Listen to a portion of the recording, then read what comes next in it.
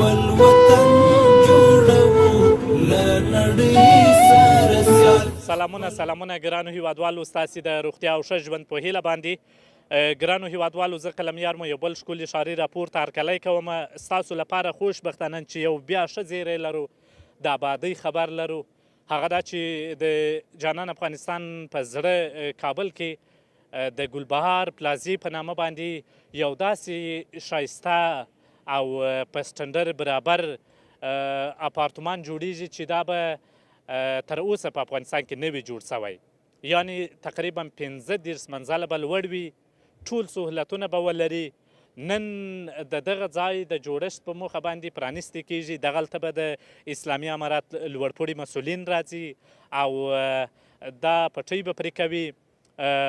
پر هغو هیوادوالو د برکت وي، پر هغو تجارانو سرمایه ګزارانو د برکت وي چې په جانان افغانستان کې په دغسې شرایطو کې زړه ښه کوي، سرمایه ګزاري کوي او دغلته خپلو هیوادوالو ته د کار زمینه برابروي. تاسې هم ملتیا راسره وکړئ چې څه جریان لري. سمسور به یې کړو د جنت په مثال، د جنت په مثال. خپل وطن جوړو له نړۍ سره سیال، خپل وطن جوړو له نړۍ. غواړو د دې پلازې په اړه باندې خلص لنډ معلومات دغلته له یو دوست څخه واورو، هم به تاسو ته ځان معرفي کړم، په لنډې خبرې ولرو. سلامونه ورور. علیکم سلام. نو تاسو ډیره مننه چې راغلی. محمد عمر ځواک د ګلبهار بنسټ د مطبوعاتو مسؤل. تاسو چې نن راغلي یې، نن د ګلبهار تجارتي پلازې پرانیسته ده. په افغانستان کې تر ټولو لویه، تر ټولو لوړه هم تجارتي او هم د هستوګنې مرکز پرانیست غونډه. ډېره ځواک صاحب کم خصوصیات به ولري او دې کې به هغه تر نورو پلازو ځانګړتیاوې څه وي؟ د ژوند هر ډول سهولتونه په دې کې موجود دي. لومړني 15-16 پوړی د پارکینګ دپاره دي، هغه نه 6 پوړی بره چې دي د مارکیټ دپاره دي. هغې نه پورته چې کومې ودانۍ دي هغه کې د هستوګانې مرکزونه دي. دې کې به مجهز ښوونځی وي، دې کې به مجهز سوپرمارکیټونه وي، دې کې به مجهز رستورانټونه وي. د لوبو دپاره به 3-4 لوی مرکزونه په دې کې موجود وي، منظمې پاکې اوبه. مطلب د ژوند هر ډول سهولتونه په دې ودانۍ کې شتون ولري. ډېره څومره ساحه یې په بر کې نیولې ده او تقریبا د څومره مودې په وخت کې به دا تکمیل شي؟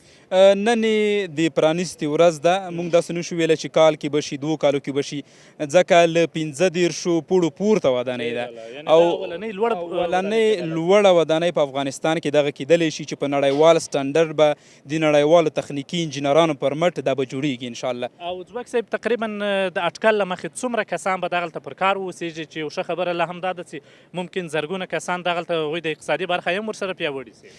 د پرون موږ راغللو، دغو کارکوونکو ته مو ډوډۍ راوړله. پرون ورځې پورې دوی سره 115 نفر چې تر اوسه نن د پیل ورځ د دوی سره مصروف دي. نو دې پورته کیدای شي دا 3 چنده 4 چنده شي انشاءالله. ډېره کومه هیله موجوده ده چې دا د اسلامي امارات په راتګ سره تر ټولو یو له نوښته ډک کار او ابتکار ده او دې باندې غټه سرمایه ګزاري سوې ده؟ د افغانستان اسلامي امارت څخه ډېره نړۍ مننه مو کوو، ځکه په دې شرایطو کې خپل ملي تجاران تشویق کوي چې د هیواد څخه باندې پانګه اچونه ونه کړي. دوی دپاره ښه امنیت نیولی دی، دوی دپاره د ژوند دپاره ښه سهولتونه ورکړي دي، ځانګړي ګاردانې ورته ورکړي دي. مطلب د یو ملي تجار دپاره چې هغه ملي حس ژوندی وي، د هغه دپاره بهترین مرکز افغانستان کیدلی شي، خپل وطن یې کیدلی شي دلته پانګه اچونه وکړي.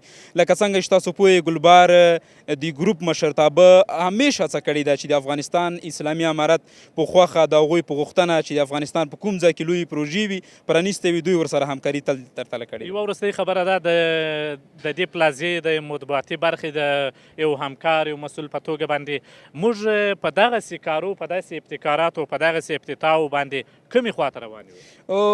موږ وایو که چېرته زموږ ټولنه زده کړو ته مخه کړي او پر پښو ولاړه ټولنه به ولرو. پوهنتونونه انجینران فارغېږي، ژورنالیستان فارغېږي، اقتصاد پوهان فارغېږي. اوس چې دغه ودانۍ جوړېږي حتمي به 10-12 انجینران په دې کې مصروف وي. دا زموږ تاسو دپاره ډېر ښه زیری دی چې زموږ پانګوال په خپل وطن کې پانګه اچونه وکړي، د خپلو ځوانانو باندې زړه وسوځوي چې دوی 15 کاله 10 کاله زده کړو تر څنګ 10-12 کاله عملي کار کړی، بیا په کور شوي دي. نو دا موږ تاسو دپاره بهترین زیری کیدلی شي. ډېره مننه قدرمن ځواک صاحب، تاسو ته دې الله ځواک درکړي چې دا ودانۍ یو ورځ د دې ودانۍ د هغې پرانیستې لپاره راسو چې نور پټۍ پرې سي او خلک داخل. انشاءالله. تاسو مننه چې راغلئ. تشکر. هغه قدرمن انجینر صاحبان چې په ګلبهار پلازه کې غواړي چې خپل وړتیا وښیي هغوی دغه دی نن مصروفه دي موږ هم غواړو خبرې ورسره وکړو قدرمن انجینر صاحب سره خبرې کوو. انجینر صاحب وخت مو پخیر.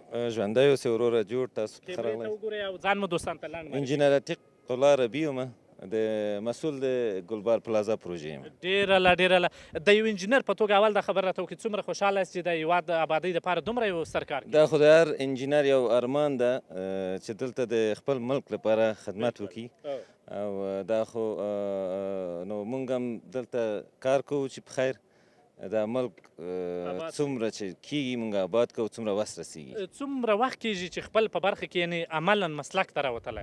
15 کاله کېږي. وله خو سپین ږیری سوی په دې برخه بس خدای شکر چې اوس روغ صورت لرو خدمت کوو. ډېره انجینر صاحب د نومنې په توګه باندې راته ووایه په کابل او نورو داسې سیمو کې چې په کومه دغسې د آبادۍ په ځایو کې تاسې خپل رول لوبولی ده؟ موږ په شارناو کې هم ډېر ښکلی تعمیر مو جوړ کړی ده. بلند منزل چې تقریبا یو 3 کاله مخکې د ټولو جګ تعمیر هماغه په شارناو کې و. برج شارناو په نوم او په لیسې مریم کې مو جوړ کړی ده. په چاره عبدالحق کې مو هم جوړ کړی ده. موږ تخصص همدغه بلند منزلونو کې او دا پروژه هم تقریبا یو 10 منزله دي، 2 25 ده او یو 20 ده. ویل کېږي چې تر دې بیا لوړه ودانۍ نشته. په کومه ساحه کې موږ ټول افغانستان یادولی سو یا کومه ساحه یادولی؟ په ټول افغانستان کې انشاءالله به دا تعمیر د ټولو نه جګ تعمیر وي. خدای پاک دې وکړي چې تاسې ښه خواري پکښې وکاږئ. وروستۍ خبره دا کومه چې که هیوادوالو ته داسې د کار زمینه برابرېږي ستاسې غوندې امسلکو کسانو ته اړتیا شته چې بیا هغه له هېواده ووځي یا دلته واوسېږي؟ والله که دلته همدغه لکه د مشرانو غوندې که همت وکړي دلته سرمایه گذاري وکړي او دلته د زمینه د کار پیدا سي او دلته خدمت وکړي نو د دې نه د هاجر هم د دنیایي خدمت هم د اخروي هاجر به ورته نصیب سي نو د دې نه به لوړ خدمت به فکر نه کوم چیرې پیدا سي. جار دې سم ډېره مننه قدرمن. سلامت اوسئ. دوستانو ته مو نوم هم ووایاست. سید محمد مې نوم ده. بس دا د کانکریټ پمپ اپریټر یم.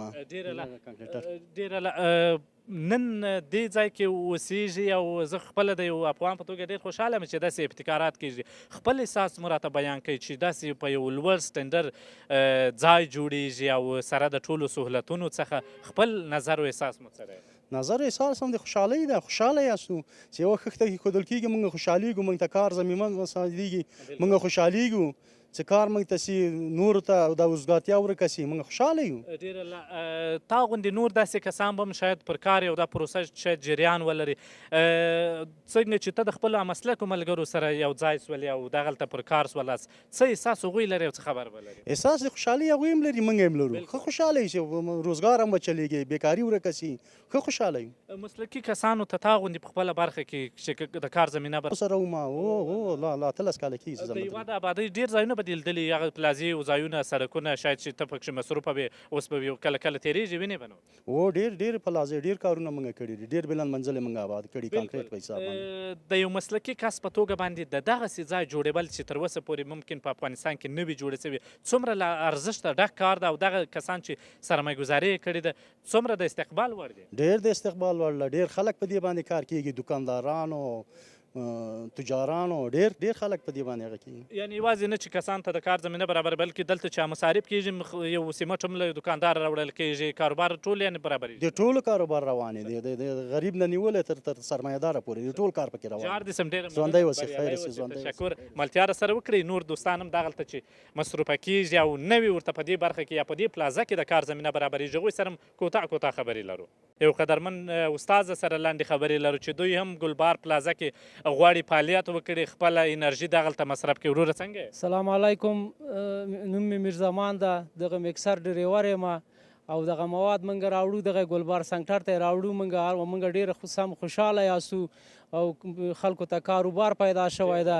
په خاطر د دې ډېر مزدورکاران، ډېر خلک او انجینران دي او که مثال دی که اپریټرکاران دي او که ډریوران دي ټول پکې مصروفه دي او ډېر موږ خوشحاله یو چې دغه کار شروع شوی ده او موږ بس همدغه وطن کې خوشحاله یو چې یو کاروبار پیدا شي ټولو ته او موږ ته هم یو زمینه د کار پیدا شي. موږ هم ډېر خوشحاله یو او په دې باندې موږ ډېر سخت خوشحاله یو چې موږ ته یو کاروبار پیدا شي او موږ دا څو ورځې کېږي کار هم شروع کړی ده. بس ډېر خوشحاله یو، ډېر کارګر پکې لګیا دي، یو کاروبار ټولو ته بس پیدا شوی ده بس موږ د خدای نه راضي یاستو شکر د الحمدلله چې دغلته چې موږ ته یو کار د دې ترڅنګ چې د کار زمینه درته برابره سوې ده د یو افغان په توګه باندې د یو هیوادوال په توګه له دغسې ابتکاراتو له دغسې کارونو دغسې د آبادۍ له خبرونو خپله څومره انرژي اخلئ څومره خوند اخلئ موږ ډېر ښه خوند ترې اخلو ډېر خوشحاله یاستو ورځ په ورځ هم بس زړونه ښه کېږي خوشحاله کېږي چې آبادي کېږي وطن مثال د ورځ په ورځ جوړېږي او وینه نه تویېږي موږ ډېر سم خوشحاله یاستو ډېر بس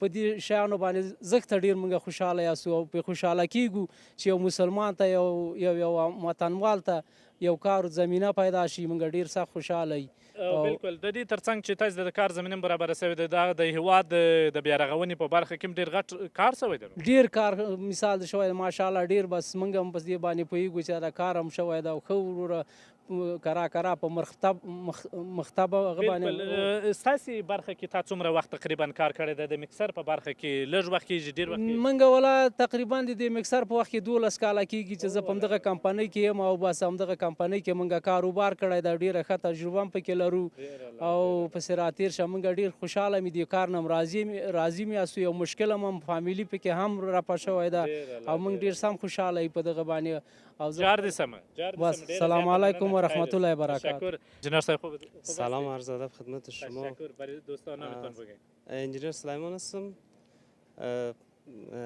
سایت انجینر پروژه گلبار پلازا هستم انجینر صاحب بزرگوار من حیث یک کسی مسلکی یک جوان ملک از این قسم کارا و خبرها چطور لذت میبره نمیبره که خودم سر کار شدی و مردم هم میبینی که سر کار از و ملک ما آباد میشه ولی یکی خود در آبادی ملک سهیم میشه دومی که زمینه کاری برای جوانان مساعد میشه و از رفتن به خارج وقتی که زمانی که کار باشه آبادی باشه در کشور هیچ لازم نیست که ما شما به کشور همسایه خدمت کنیم و کار کنیم چرا به فکر از این نباشیم که وطن خود را آباد کنیم و افتخار میکنیم که در یک پروژه کار میکنیم. چند سال میشه که عملا در این مسلک آمده یعنی بعد از درس خواندن چند سال میشه که در بخش فعالیت میکنیم؟ حدود 1 سال میشه که ما وارد کار شدیم در این پروژه. نو آمدی؟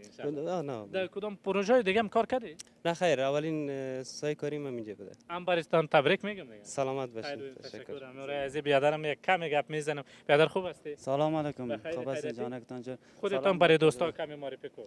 من احسان الله هستم.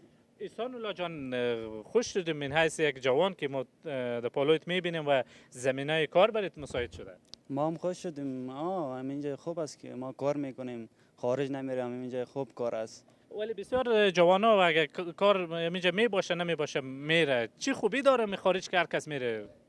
نه خوبی نداره همینجا خوب است که خارج برن آدم اذیت میشه در راه قدرشان نمیشه قدرشان هم نمیشه در مسافر هم هستن همینجا خوب است که ما کار میکنیم برای جوانا فقط یک پیام کوتاه بگید چی تقاضا داری از اونا چی خواسته داری در جوانا پیام همین است که همینجا کار کنن خارج نرن اذیت میشه نفرا همینجا خوب است دیگه وطن میگه مادر است وطن مادر است تشکر دوستانو ډیره زیاته مننه چې را سره مل واس په جانان افغانستان کې د دغه سیابادۍ او ترقۍ د خبرو نور خبرونو په هیله باندې هم نن